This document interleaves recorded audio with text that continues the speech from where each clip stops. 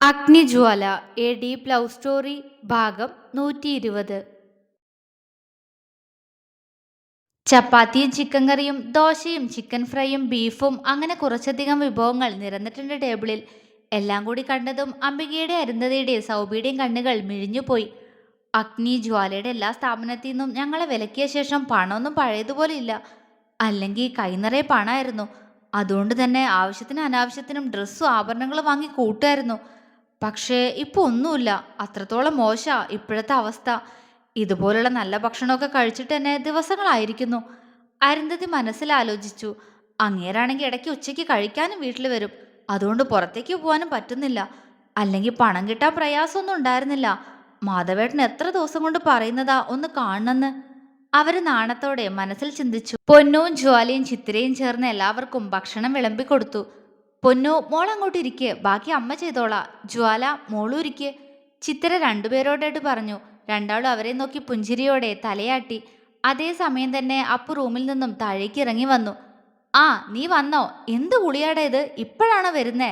മോഹൻ ഗൗരവത്തോടെ ചോദിച്ചു. പൊന്നുവിനെ തന്നെ നോക്കിക്കൊണ്ട് ഇറങ്ങി വന്ന അപ്പു മോഹന്റെ സംസാരം കേട്ട് അയാളെ ഒന്ന് നോക്കി. അത് പിന്നെ അച്ഛാ, അവനെന്തോ പറയാൻ ശ്രമിച്ചു. അത് പോട്ടെ, വന്നിരിക്കാൻ നോക്കപ്പൂ. അഗ്നി ആ സംസാരം നിർത്താൻ വേണ്ടി പെട്ടെന്ന് പറഞ്ഞു. ആശ്വാസത്തോടെ അപ്പു വന്ന് അഗ്നിയുടെ അടുത്തുള്ള ചെയറിലിരുന്നു. അവന്റെ നേരെ അപ്പുറത്തുള്ള ചെയറിൽ മോഹനാണ് ഇരിക്കുന്നത്. അതിനപ്പുറത്ത് ചിത്രയ്ക്കുള്ള ചെയറാണ്. അപ്പേട്ടനെന്താ കഴിക്കാൻ വേണ്ടേ? ചപ്പാത്തിയാണോ അതോ ദോശയോ? പൊന്ന് അവന് കൂടി വിളമ്പിക്കൊടുത്തിട്ട് ഇരിക്കാമെന്ന് കരുതി പെട്ടെന്ന് ചോദിച്ചു. അവൻ അവളെ ഒന്ന് നോക്കി. ചപ്പാത്തി മതി, അവൻ പറഞ്ഞു. അവൾ പുഞ്ചിരിയോടെ തലയാട്ടി അവന്റെ പ്ലേറ്റിലേക്ക് 3 ചപ്പാത്തി വെച്ചു കൊടുത്തു. എനിക്ക് 2 മതി, അവൻ പറഞ്ഞു. അത് സാരല്ല പേട്ടാ, കഴിക്കങ്ങോട്ട്, ശരീരം ഒന്നുകൂടി നന്നാവട്ടെ, അവൾ കുറുമ്പോടെ പറഞ്ഞു. അവളുടെ സംസാരത്തിൽ മറ്റെന്തോ അർത്ഥം തോന്നിയതുപോലെ അവൻ അവളെ കൂർപ്പിച്ചു നോക്കി. ഈ കഴിക്ക്. അവൾ അവന് കറി കൂടി ഒഴിച്ചു കൊടുത്ത് അവന്റെ നേരെ ഓപ്പോസിറ്റ് സൈഡിലെ ചെയറിൽ വന്നിരുന്നു. ജ്വാല അപ്പൂനെയും പൊന്നുവിനെയും മിഴിച്ചു നോക്കി അഗ്നിയുടെ അടുത്ത് വന്നിരുന്നു. എന്താ ഊഞ്ഞ? അവളുടെ നോട്ടം കണ്ട് അഗ്നി ചോദിച്ചു. ഏ അല്ല ദേവേട്ടാ, ആരവേട്ടൻ അപ്പേട്ടെന്ന് വിളിക്കണത് തന്നെ കലിയല്ലേ? എന്നിട്ട് എന്താ ആരവേട്ടനൊന്നും പറയാത്ത ഇപ്പൊ പൊന്നൂന്? ഞാൻ അതോർത്തതാ.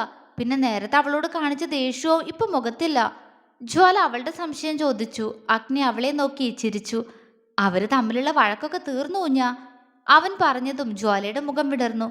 ആണോ? എങ്ങനെ? അവള് കണ്ണു വിടർത്തിക്കൊണ്ട് പതിയെ ചോദിച്ചു. അതോ, അത് ദേവേട്ടൻ മോൾക്ക് റൂമിലെത്തിയിട്ട് പറഞ്ഞു തരാട്ടോ. അവളുടെ ചുണ്ടിലേക്ക് നോക്കിയാണ് അഗ്നി അത് പറഞ്ഞത്. ജ്വാല മൂളിയതേയുള്ളൂ. കാരണം അപ്പോഴേക്കും അവന്റെ നോട്ടം തന്റെ ചുണ്ടിലാണെന്ന് അവളും കണ്ടിരുന്നു. പിടച്ചലോടെ അവൾ അവന് കഴിക്കാൻ വാരിക്കൊടുക്കാൻ തുടങ്ങി. കഴിക്കാൻ കൊടുക്കുമ്പോൾ അവൻ കുറുമ്പോടെ ഇടയ്ക്കിടയ്ക്ക് അവളുടെ വിരലുകളെ നുണയും. അതറിഞ്ഞെന്ന പോലെ വിറച്ചുകൊണ്ട് ചുറ്റും നോക്കും ജ്വാല. പക്ഷെ എല്ലാവരും കഴിക്കുന്നതിലാണ് ശ്രദ്ധ. അവൾ അവനെ നോക്കി കണ്ണുരുട്ടി അവന് വാരിക്കൊടുത്ത് അവളും കഴിക്കാൻ തുടങ്ങി. കഴിക്കുന്നതിനിടയിലും അപ്പുവിന്റെ നോട്ടം ഇടയ്ക്കിടയ്ക്ക് പൊന്നൂലേക്ക് പാറി വീഴുന്നത് അഗ്നി കാണുന്നുണ്ടായിരുന്നു. അവന് അത് കണ്ട് സന്തോഷമാണ് തോന്നിയത്. തന്നെ ആരോ നോക്കുന്നത് പോലെ തോന്നിയതും പൊന്നു പതിയെ മുഖമുയർത്തി നോക്കി. അവളെ തന്നെ നോക്കിയിരിക്കുകയായിരുന്നു അപ്പു ആ സമയം. അവളുടെ നോട്ടം കണ്ടതും അവൻ അവളെ നോക്കി പുരികമുയർത്തി. അവൾ അവന്റെ മുഖത്തേക്കൊന്ന് നോക്കി പതിയെ അവനെ ആകെ മൊത്തം വഷളത്തരത്തോടെ ഒന്ന് ഒഴിഞ്ഞു നോക്കി ഇടത് കൈകൊണ്ട് സൂപ്പറെന്ന് കാണിച്ചു. അപ്പു ആകെ വിളറിപ്പോയി. അവൻ അവളെ കൂർപ്പിച്ചു നോക്കി വീണ്ടും കഴിക്കാൻ തുടങ്ങി. പൊന്നു ചിരിയോടെ അവനിൽ നിന്നും നോട്ടം മാറ്റി. എന്നാലും എൻ്റെ അപ്പു, നിന്നെപ്പോലെ ഇത്രയും ഗതികെട്ടവൻ വേറെ ആരും കാണില്ലട ഈ ഭൂമിയില്. അവന്റെ മനസ്സ് അവനോട് തന്നെ ദയനീയമായി പറഞ്ഞു. എങ്കിലും അപ്പോഴും അവന്റെ ചുണ്ടിൽ ഒരു ചിരിയുണ്ടായിരുന്നു. പൊന്നുവും മറ്റുള്ളവരും തിരികെ പോവാൻ നിൽക്കുകയാണ്. അംബിക ചിത്തിരയുടെ കയ്യിൽ മുറുകെ പിടിച്ചിട്ടുണ്ട്. ചിത്തിര അവരെ നോക്കി പുഞ്ചിരിക്കുകയും ചെയ്യുന്നുണ്ട്. എന്നാലും അഗ്നിക്ക് ഇത്രയല്ലേ സംഭവിച്ചുള്ളൂ എന്ന് കരുതി സമാധാനിക്കാ ചിത്തിരേച്ചി നമുക്ക്. നമ്മുടെ ഭാഗ്യത്തിന് വേറൊന്നും സംഭവിച്ചില്ലല്ലോ. അംബിക ഇല്ലാത്ത വിഷമത്തോടെ ചിത്തുവിനോട് പറഞ്ഞു. ജ്വാലയ്ക്ക് അവരുടെ അഭിനയം കണ്ട് ദേഷ്യം വരുന്നുണ്ടായിരുന്നു. അവള് ചുണ്ടു കൂർപ്പിച്ച് അവരെ തന്നെ നോക്കുന്നുണ്ട്. പറയുന്ന നോക്ക്, എന്റെ ദേവേട്ടൻ എങ്ങനെ ആക്കിയത് കിച്ചേട്ടനാ. എന്നിട്ട് ഒന്നും അറിയാത്തതുപോലുള്ള ഇവരുടെ അഭിനയം നോക്ക്. ജ്വാല പിറുപിറുത്തു. അഗ്നിയുടെ അടുത്ത് ചേർന്ന് നിന്ന് അവന്റെ വയറിലൂടെ കൈചുറ്റി പിടിച്ച് നിന്നാണ് ഈ പിറുപിറുക്കൽ എന്നതുകൊണ്ട് തന്നെ അവൻ അവൾ പറയുന്നതെല്ലാം വ്യക്തമായിട്ട് കേൾക്കുന്നുണ്ടായിരുന്നു. അഗ്നി അവളെ കുറുമ്പോടെ നോക്കിക്കൊണ്ട് അവളുടെ ഇടുപ്പിലൊന്ന് പിച്ചി. ഔ! ജ്വാല ഒന്ന് പിടഞ്ഞുകൊണ്ട് അവനെ കൂർപ്പിച്ചു നോക്കി.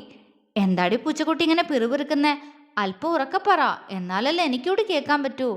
അവൻ കുസൃതിയോടെ പറഞ്ഞു. ഒന്നുമില്ല. അവൾ അവനെ നോക്കി മുഖം വീർപ്പിച്ചു. അഗ്നി അവളുടെ ഉണ്ടക്കവിളിൽ ഒരു കുത്തുവെച്ചു കൊടുത്തു. ഇങ്ങനെ വീർപ്പിക്കണ്ടാട്ടോ. ഞാൻ ചിലപ്പോ ഇവിടെ ആളുകളുണ്ടെന്നൊന്നും ഓർത്തൊന്നും വരില്ല. ഈ കവിള് ഞാനിങ്ങോട്ട് കടിച്ചെടുക്കും.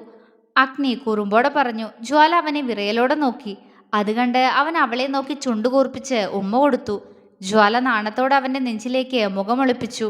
അഗ്നി ചിരിയോടെ അവളെ ചേർത്ത് പിടിച്ചു നിന്നു. അംബികയുടെ സംസാരം കേട്ട് ചിത്തിരയ്ക്കും മോഹനും അപ്പൂനും ദേഷ്യം വരുന്നുണ്ടായിരുന്നു. സ്വന്തം മകനാണിതൊക്കെ ഒപ്പിച്ചു വെച്ചതെന്ന് അറിഞ്ഞുകൊണ്ട് തന്നെയാണ് അവരുടെ അഭിനയമെന്ന് എല്ലാവർക്കും മനസ്സിലാവുന്നുണ്ട്. എങ്കിലും വീട്ടിലേക്ക് കയറി വന്നവരെ അപമാനിക്കേണ്ടെന്ന് കരുതി മാത്രം അവരും മിണ്ടാതെ നിൽക്കുകയാണ്. എന്തായാലും ഇതിനു പിന്നിൽ ആരാണെങ്കിലും ഞങ്ങൾ വെറുതെ വിടാൻ പോകുന്നില്ല. പെട്ടെന്ന് അപ്പൂന്റെ ശബ്ദം അവിടെ ഉയർന്നുപോയി. അംബികയും അരുന്ധതിയും അവനെ ഞെട്ടലോടെ നോക്കി. എന്താ ആന്റി? അവരുടെ പകച്ചുള്ള നോട്ടം കണ്ട് അവൻ ചോദിച്ചു.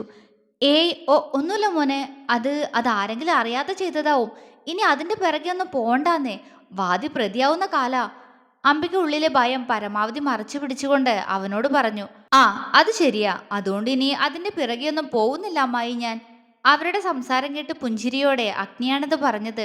അത് കേട്ടപ്പോ അംബികയുടെ അരുന്ധതിയുടെ മുഖത്ത് ആശ്വാസം നിറഞ്ഞു. ജ്വാല അവനെ സംശയത്തോടെ ഒന്ന് നോക്കി. അഗ്നി അത് ശ്രദ്ധിക്കാത്തതുപോലെ അംബികയെ നോക്കി നിൽക്കുകയാണ്. ആ, അതന്നെ മോനെ നല്ലത്. വല്ലവന്മാരും കുടിച്ചിട്ടൊപ്പിച്ച പണിയായിരിക്കും. കൂടുതലൊന്നും പറ്റിയില്ലല്ലോ. അല്ല, അത് പറഞ്ഞപ്പോഴാ കാർ എവിടെ മോന്റെ? അംബിക ചോദിച്ചു. എന്റെയും കാറിന്റെയും കുറച്ച് പെയിന്റ് പോയി അമ്മായി. അപ്പൊ അതൊക്കെ ഒന്ന് നേരാക്കണ്ടേ? കാറ് ഷോറൂമിലാ, ഞാനിവിടെ. അവനൊരു പരിഹാസത്തോടെ പറഞ്ഞു. അവന്റെ സംസാരം കേട്ട് അവർക്ക് അത്ര അങ്ങോട്ട് ഇഷ്ടായിട്ടില്ലെങ്കിലും അംബിക ഒന്ന് പുഞ്ചിരിച്ചതേയുള്ളൂ. എന്നാ ഞങ്ങൾ ഇറങ്ങുക, ഇടയ്ക്കിടയ്ക്ക് വരാം. അരുന്നത് ചിത്തിരയുടെ കയ്യിൽ പിടിച്ചുകൊണ്ട് പറഞ്ഞു. ചിത്തിര താല്പര്യമില്ലാതെ മൂളി. അങ്ങനെ ഇടയ്ക്കിടയ്ക്ക് വരണമെന്നില്ല ആന്റി. നിങ്ങൾക്കും കാണില്ലേ തിരക്കൊക്കെ? അത് ഞങ്ങൾ മനസ്സിലാക്കണ്ടേ? അപ്പു അരുന്ധതിയെ നോക്കി ഗൗരവത്തോടെ പറഞ്ഞു. അവന്റെ മറുപടി കേട്ട് പൊന്നൂന് പോലും ചിരി വന്നു പോയി. അരുന്ധതി ഒരു വിളറിയ ചിരിയോടെ അപ്പുനെ നോക്കി. അല്ല, ഇടയ്ക്ക് മോളെ ഒന്ന് വന്ന് കാണാലോ, അത് കരുതി പറഞ്ഞതാ. അവര് വല്ലായ്മയോടെ പറഞ്ഞു. ഓ ഓ അങ്ങനെ, എന്നായിക്കോട്ടെ. അപ്പു ചിരിച്ചു. ചരൺ എന്നാ നാട്ടിലേക്ക് വരുന്നേ? പെട്ടെന്ന് അംബികയെ ഞെട്ടിച്ചുകൊണ്ട് അഗ്നിയുടെ ശബ്ദം അവിടെ ഉയർന്നു പോയി. അംബിക അരുന്ധതി അവനെ ഞെട്ടലോടെ തിരിഞ്ഞു നോക്കി. എന്താ നോക്കുന്നേ? ഏട്ടൻ ചോദിച്ചത് കേട്ടില്ലേ? കിച്ചു എന്നാ നാട്ടിലേക്ക് തിരികെ വരുന്നേന്ന്. അവരുടെ പതർച്ച നിറഞ്ഞ മുഖത്തേക്ക് പുച്ഛത്തോടെ നോക്കിക്കൊണ്ട് അപ്പുവും ചോദിച്ചു. അത് മോനെ, എന്നാ തിരികെ വരാന്നറിയില്ല. എന്നോടൊന്നും പറഞ്ഞിട്ടില്ല. അംബിക പറഞ്ഞുകൊണ്ട് സാരിത്തുമ്പ് കൊണ്ട് മുഖം തുടച്ചു. അത് നന്നായി. ആ, സാരല്ല അമ്മായി, തിരികെ വരുമല്ലോ. വരട്ടെ. എന്നായാലും കണ്ടേ പറ്റൂ. പക്ഷെ അതിനിനി അധിക നാള് കാത്തിരിക്കേണ്ടി വരില്ല എന്ന് തോന്നണു. ഞാനൊന്ന് ഓക്കെ ആയിക്കോട്ടെ. അഗ്നി അംബികയെ നോക്കി പുഞ്ചിരിച്ചു. പക്ഷെ ആ കണ്ണുകളിൽ നിറഞ്ഞു നിൽക്കുന്ന ക്രൂരതയിൽ അംബിക അരുന്ധതിയും ഒരുപോലെ വിറച്ചുപോയി. അതേസമയം തന്നെ അവർക്ക് തിരികെ പോവാനുള്ള ടാക്സി എത്തിയിരുന്നു. അഗ്നി തന്നെയാണ് അതും ഏർപ്പാടാക്കിയത്. അവൻ തന്നെ പണവും കൊടുത്തിട്ടുണ്ട്. അംബിക അവരുടെ സംസാരത്തിൽ നിന്നും രക്ഷപ്പെട്ട സന്തോഷത്തിൽ പെട്ടെന്ന് കാറിലേക്ക് കയറി. പിറകെ തന്നെ അരുന്ധതിയും സൗബിയും പൊന്നുവും മാത്രമേ ഇനി കാറിലേക്ക് കയറാനുള്ളൂ. സൗബി അപ്പുവിനോടൊന്ന് സംസാരിക്കാൻ കഴിയാത്ത നിരാശയിൽ അവനെ തന്നെ നോക്കി നിൽക്കുകയാണ്. പക്ഷേ അവൻ അതൊന്നും ശ്രദ്ധിക്കാതെ ജ്വാലയെ അവളുടെ കയ്യിൽ പിടിച്ചു നിൽക്കുന്ന പൊന്നുവിനെയാണ് നോക്കുന്നത്. അത് കണ്ട് സൗബിക്ക് ദേഷ്യം വരുന്നുണ്ടായിരുന്നു.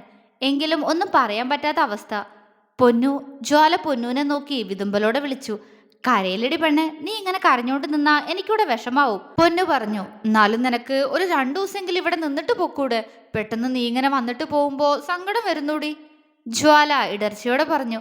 അഗ്നിക്ക് ജ്വാല കരയുന്നത് കണ്ട് സങ്കടം തോന്നിയെങ്കിലും ഇപ്പൊ അവർക്കിടയിൽ ആരും വേണ്ട എന്ന തോന്നലിൽ അഗ്നി ജ്വാലയുടെ അടുത്ത് നിന്ന് നീങ്ങി നിന്നു. ആഹാ, അതിനാണോ നീ ഇങ്ങനെ കരയുന്നേ? ആ പ്രശ്നം നമുക്ക് പരിഹരിക്കാടി. പൊന്നു അവളുടെ കണ്ണ് തുടച്ചു കൊടുത്തോണ്ട് പറഞ്ഞു. ജ്വാല അവളെ സംശയത്തോടെ നോക്കി. ഞാൻ നേരത്തെ ഇത് അപ്പേട്ടനോട് പറഞ്ഞിരുന്നു. പൊന്നു പറഞ്ഞതും അപ്പു എന്തെന്ന പോലെ അവളെ നോക്കി. ഒരു 2 മാസം കൂടി കഴിഞ്ഞാ വെക്കേഷൻ വരില്ലേടി. അപ്പോ കുറച്ചു ദിവസം ഞാൻ ഇവിടെ വന്ന് നിൽക്ക. നീ എന്നെ ആട്ടി വിട്ടാലേ പിന്നെ ഞാൻ ഇവിടുന്ന് പോവൂ. പൊന്നു ജ്വാലയോട് കളിയോടെ പറഞ്ഞു. സത്യായിട്ടും? ജ്വാല കണ്ണുകൾ വിടർത്തി. ആന്ന്, സത്യായിട്ടും വരും. അങ്ങനെ വരാതിരിക്കാൻ കഴിയില്ലല്ലോ ഇനി. അവള് പുഞ്ചിരിയോടെ ജ്വാലയോട് പറഞ്ഞുകൊണ്ട് അവസാനത്തെ വാചകം അപ്പുനെ നോക്കിയാണ് പറഞ്ഞത്. അവള് പറഞ്ഞതിന്റെ അർത്ഥം മനസ്സിലായ പോലെ അപ്പു അവളെ നോക്കി കണ്ണുരുട്ടുന്നുണ്ട്. അവൾ അവനെ നോക്കി കണ്ണിറുക്കി പെട്ടെന്ന് നോട്ടം മാറ്റി. സൗബി അപ്പുവിന്റെ അടുത്തേക്ക് വന്നു. അവൻ അവളെ സംശയത്തോടെ നോക്കുന്നുണ്ട്. അവൾ അവനെ നോക്കി നന്നായി ചിരിച്ചു കൊടുത്തു. ഞാൻ വന്നപ്പോ തൊട്ട് തുടങ്ങിയതാണല്ലോ ഈ പല്ലിയുടെ കിണി. എന്തോ എവിടെയോ ഒരു തകരാറ് പോലെ. അപ്പു അവളുടെ ചിരി കണ്ട് മനസ്സിലായി പറഞ്ഞു. എങ്കിലും അവളെ നോക്കിയൊന്ന് പുഞ്ചിരിച്ചു അവൻ. വന്നിട്ട് ഇതുവരെ ആരവേട്ടനോട് എനിക്കൊന്ന് നേരെ സംസാരിക്കാൻ പറ്റിയില്ല. ഒരുപാട് സംസാരിക്കണം എന്നുണ്ടായിരുന്നു, പക്ഷെ പറ്റിയില്ല. അവള് വിഷമത്തോടെ അവനോട് പറഞ്ഞു. എന്താ ഇത്രയ്ക്ക് പറയാനുള്ളതെന്ന് മനസ്സിലൊരു ചോദ്യം വന്നെങ്കിലും അവൻ മിണ്ടിയില്ല. എങ്കിലും കണ്ണുകൾ പൊന്നൂലയ്ക്ക് നീളവേ അവൻ കണ്ടു തങ്ങളെ രണ്ടുപേരെ നോക്കി മുഖം വീർപ്പിച്ചു നിൽക്കുന്നവളെ. അത് കണ്ടതും അപ്പൂനൊരു കുസൃതി തോന്നി. അവൻ സൗപർണികയെ നോക്കിയൊന്ന് ചിരിച്ചു കൊടുത്തു. അതിനെന്താ, ഇനിയും നമ്മൾ തമ്മിൽ കാണൂലോ, അപ്പൊ ഇഷ്ടം പോലെ സംസാരിക്കാലോ. അവൻ പുഞ്ചിരിയോടെ പറഞ്ഞതും സൗബിയുടെ കണ്ണുകൾ തിളങ്ങി. ആണല്ലേ, എന്നാ 2 മാസം കഴിഞ്ഞ് പൊന്നു വരുമ്പോ ആ കൂടെ ഞാനും വരാം. അപ്പൊ നമുക്ക് ഒരുപാട് സംസാരിക്കാലോ. അവള് കണ്ണുവിടർത്തിക്കൊണ്ട് പറഞ്ഞു. മഹാദേവ, പണിയായോ? ഈ റൂട്ട് അത്ര ശരിയല്ലാന്ന് തോന്നുന്നല്ലോ. അവൻ ചിന്തിച്ചു നോക്കി. ഏയ്, അതൊന്നും വേണമെന്നില്ല സൗപർണിക, നമുക്ക് എവിടെയെങ്കിലും വെച്ച് എന്തെങ്കിലും കാണാം. വെറുതെ എന്തിനാ താൻ ഇവിടേക്ക് വന്ന് ബുദ്ധിമുട്ടുന്നേ? അപ്പു താല്പര്യമില്ലായ്മ സംസാരത്തിൽ തന്നെ നിറച്ചുകൊണ്ട് പറഞ്ഞു. അത് കേട്ടതും പൊന്നൂന്റെ മുഖത്തൊരു ചിരി മിന്നി. സൗബി അപ്പുവിനെ വിഷമത്തോടെ നോക്കി. അതെന്താ അരവേട്ട അങ്ങനെയൊക്കെ പറയുന്നേ? ഞാൻ ഉറപ്പായിട്ടും വരും. അവള് പറഞ്ഞതും അപ്പു തലയാട്ടി. എന്നാ ഞാൻ പോവാ, അവൾ അവനോട് ആർദ്രമായി പറഞ്ഞു. അപ്പുവിന് അവളുടെ കൊഞ്ചല് കണ്ട് ദേഷ്യം വരുന്നുണ്ടായിരുന്നു. അവനൊന്ന് അമർത്തി മൂളി. സൗബി ചിത്രയോടും മോഹനോടും അഗ്നിയോടും കൂടി യാത്ര പറഞ്ഞ് ജ്വാലയെ നോക്കി പുഞ്ചിരിച്ച് കാറിലേക്ക് കയറി. പൊന്നു ചിത്രയുടെ അടുത്തേക്ക് വന്നു. പോയിട്ട് വരാമ്മേ. അവൾ പുഞ്ചിരിച്ചു. ചിത്തു അവളെ ചേർത്ത് പിടിച്ച് നെറ്റിയിൽ പതിയെ ചുംബിച്ചു. പോയിട്ട് വാ. അവർ പറഞ്ഞതും അവൾ തലയാട്ടിക്കൊണ്ട് നേരെ മോഹന്റെ അടുത്തേക്ക് പോയി അയാളോടും യാത്ര പറഞ്ഞു. നിന്നെ കണ്ടപ്പോ ഞങ്ങളുടെ ജ്വാല നല്ല സന്തോഷത്തിലാണല്ലോ. അതുകൊണ്ട് വെക്കേഷനായ വേഗം ഇങ്ങോട്ട് വരണം കേട്ടോ. നമുക്ക് കുറച്ചു ദിവസം ഇവിടെ അടിച്ചു പൊളിക്കാം. അയാൾ അവളോട് സ്നേഹത്തോടെ പറഞ്ഞു. പിന്നെ ഞാൻ ഉറപ്പായിട്ടും വരും അച്ഛാ. ഇപ്പൊ ഇവിടെ നിൽക്കാൻ വേണ്ടി വന്നതല്ലല്ലോ, അതാ പോകുന്നേ. അവള് പറഞ്ഞതും അയാൾ പുഞ്ചിരിയോടെ അവളുടെ കവിളിൽ തലോടി. അത് കണ്ടതും അപ്പു ഒന്ന് പുഞ്ചിരിച്ചു. അവള് നേരെ അഗ്നിയുടെ അടുത്തേക്ക് പോയി അവന്റെ നെഞ്ചിലേക്ക് ചേർന്ന് നിന്നു. അപ്പു അവളെ തന്നെ നോക്കി. അഗ്നിയേട്ടാ, ഞാൻ പോയിട്ട് വരാം. ശരീരം ശ്രദ്ധിക്കണോട്ടോ. ഒക്കെ ഭേദമായിട്ട് ജോലിക്ക് പോയാൽ മതി. ഓ, ഉത്തരവ് പോലെ. അവൻ അവളെ കളിയാക്കി. അഗ്നിയേട്ടാ. അവൾ അവനെ നോക്കി ചിണുങ്ങി. അഗ്നി ചിരിയോടെ അവളെ ചേർത്ത് പിടിച്ചു. എന്നോട് നേരത്തെ പറഞ്ഞ കാര്യം സീരിയസ് ആയിട്ടല്ലേ? അപ്പൊ അതിനു വേണ്ടിയാണോ ഇനിയുള്ള വരവ്? അവൻ അവളെ ചൂഴ്ന്നു നോക്കി. പൊന്നു കള്ളച്ചിരിയോടെ അവനെ നോക്കി. ഈ അത് പിന്നെ അങ്ങനെയും പറയാ. ഓ, മനസ്സിലായി മനസ്സിലായി. അവൾ ഇളിയോടെ പറഞ്ഞതും അഗ്നി അവളുടെ കവിളിലൊന്ന് ചെറുതായി തട്ടി. അവൾ അവനെ നോക്കി കണ്ണു ചിമ്മി നേരെ അപ്പുവിന്റെ അടുത്തേക്ക് പോയി. അവൻ അവളെ താല്പര്യമില്ലാത്തതുപോലെ നോക്കി. അവളെ ചുറ്റുമുള്ളവരെ നോക്കുമ്പോൾ എല്ലാവരും അവരെ തന്നെ നോക്കി നിൽക്കുകയാണ്. അത് കണ്ടപ്പോ അവൾക്കൊരു ചമ്മല് തോന്നി. എങ്കിലും അവനോട് യാത്ര പറയാതെ പോവാൻ കഴിയില്ല. അതുകൊണ്ട് തന്നെ അവൾ അവനെ നോക്കി പുഞ്ചിരിച്ചു. പോയിട്ട് വരാം അപ്പേട്ടാ. ഓ ശരി, പോയാട്ടെ, ഇനി വരണോന്നില്ല. അവൻ പറഞ്ഞു. ഞാൻ വരും. അവൾ പെട്ടെന്ന് തന്നെ അവനുള്ള മറുപടി കൊടുത്തു. അപ്പു അവളെ ചുണ്ടുകൂർപ്പിച്ച് നോക്കി. ആ ചെവിയൊന്നുതാ, ഒരു രഹസ്യം പറയാനാ. അവൾ പതിയെ പറഞ്ഞു. അപ്പു എന്താണാവോ എന്ന പോലെ അവൾക്ക് നേരെ താഴ്ന്ന് ചെവി കാണിച്ചു കൊടുത്തു. അവൾ അവന്റെ ചെവിക്കടുത്തേക്ക് ചുണ്ടടുപ്പിച്ചു. അതെ, ഡോറടച്ചിട്ട് കുളിക്കാൻ പോണോട്ടോ. എന്നെ പോലെ എല്ലാരും അത്ര സ്ട്രോങ് ആയിന്ന് വരില്ല, പേടിച്ചു പോവും. അതിനുള്ളതൊക്കെ ഉണ്ട്. അവൾ അവനെ കളിയാക്കി. അപ്പു വിറച്ചുകൊണ്ട് അവളിൽ നിന്ന് മുഖമുയർത്തി പരിഭ്രമത്തോടെ എല്ലാവരെയും നോക്കി. ഭാഗ്യം കൊണ്ട് എല്ലാത്തിന്റെയും കണ്ണ് അവരിൽ തന്നെയായിരുന്നു. സബാഷ്. അത് കണ്ട് അപ്പു മനസ്സിൽ പറഞ്ഞു. അവന്റെ മുഖം അവളുടെ സംസാരത്തിൽ ചുവന്നു പോയിരുന്നു. അത് കണ്ട് ജ്വാലയടക്കം എല്ലാവരും അവനെ സംശയത്തോടെ നോക്കുന്നുണ്ട്. പൊന്നു അവന്റെ കവിളിൽ ഒന്ന് തട്ടി. അപ്പൊ പോയിട്ട് വരാപ്പേട്ടാ. ഞാൻ പറഞ്ഞത് മറക്കണ്ട കേട്ടോ. 2 മാസം ഇതൊക്കെ തന്നെ ആവും എൻ്റെ ഓർമ്മയില്. അവൾ അല്പം ഉറക്കെ തന്നെ പറഞ്ഞു. മിണ്ടാതിരിയിടി. അപ്പുവിന്റെ സ്വരം ദയനീയമായി. അത് കണ്ട് അവൾക്ക് ചിരി പൊട്ടി. അവൾ അതേ ചിരിയോടെ തന്നെ തലയാട്ടി. എന്തൊരു രഹസ്യം പറച്ചില്? അഗ്നി ചോദിച്ചതും പൊന്നു അവനെ നോക്കി. ഒന്നുമില്ല, സീക്രട്ടാ. അങ്ങനെ എല്ലാരോടും പറഞ്ഞൂടാ. അവൾ കള്ളച്ചിരിയോടെ പറഞ്ഞു. കൂടുതൽ സീക്രട്ട് പറയാതെ പോയി കാറി കയറടി. അഗ്നി കപടദേഷ്യത്തോടെ പറഞ്ഞു. ഓക്കെ, അപ്പൊ മോള് പോന്നു. ആരും സങ്കടപ്പെടണ്ട, ഞാൻ ഉടനെ വരും. അമ്മയും വിഷമിക്കണ്ട കേട്ടോ. ഞാൻ പോകുന്നതിൽ അമ്മയ്ക്ക് അത്ര വിഷമമുണ്ടെങ്കിൽ ദേ ആ അപ്പേട്ടനോട് എന്നെ അങ്ങോട്ട് കെട്ടാൻ പറയും. എന്നാ ഞാൻ എന്നും ഇവിടെ തന്നെ കാണുമല്ലോ. എങ്ങനെയുണ്ട് എന്റെ ബുദ്ധി? പൊന്നു വലിയ കാര്യം പോലെ ചിത്തുവിനോട് പറഞ്ഞു. എടി കുറുമ്പി, അടി. ചിത്തിര ചിരിയോടെ അവളെ അടിക്കാനൊരുങ്ങി. പൊന്നു ചിരിച്ചുപോയി.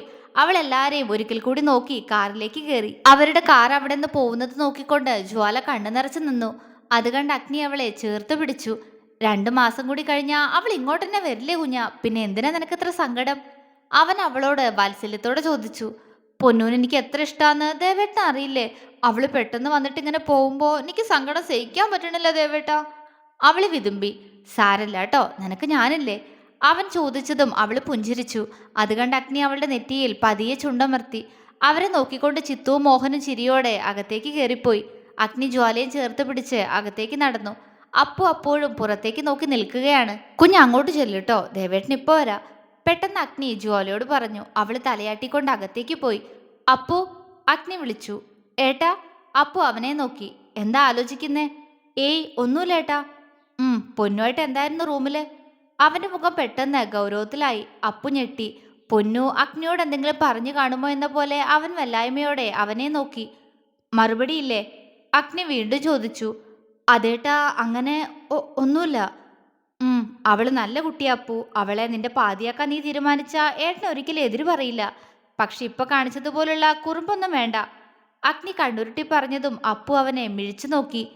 ഞാനെന്ത്? അവൻ ഉമിനീർ വിഴുങ്ങി. മോനെ അപ്പു, ഞാൻ നിന്റെ ഏട്ടനാ. എന്നോട് വേണ്ട നിന്റെ ഉടായിപ്പ്. എന്തിനാടാ നീ ആ പെണ്ണിന് ഉമ്മ വെച്ചേ? അതിന്റെ ചുണ്ടൊക്കെ പൊട്ടിയിട്ടുണ്ടല്ലോ. അഗ്നി അവനെ തറപ്പിച്ചു നോക്കി. എന്റെ മഹാദേവ, ഇന്ന് ഞാൻ ആരെയാണാവോ കണി കണ്ടേ? മൊത്തം എനിക്കിട്ടാണല്ലോ പണി. അവൻ ദയനീയമായി അഗ്നിയെ നോക്കി. അത് കണ്ട് അവനൊന്ന് ചിരിച്ചു. കേറിപ്പോക്കകത്ത്. ഏട്ടനെ കളിയാക്കുമ്പോ പൊന്നുമോൻ ഇടയ്ക്കിനി ഇതുകൂടി ഓർത്താ മതി. അഗ്നി കള്ളച്ചിരിയോടെ പറഞ്ഞു. അപ്പു നല്ല കുട്ടിയായി തലയാട്ടി പെട്ടെന്ന് അകത്തേക്ക് ഓടി.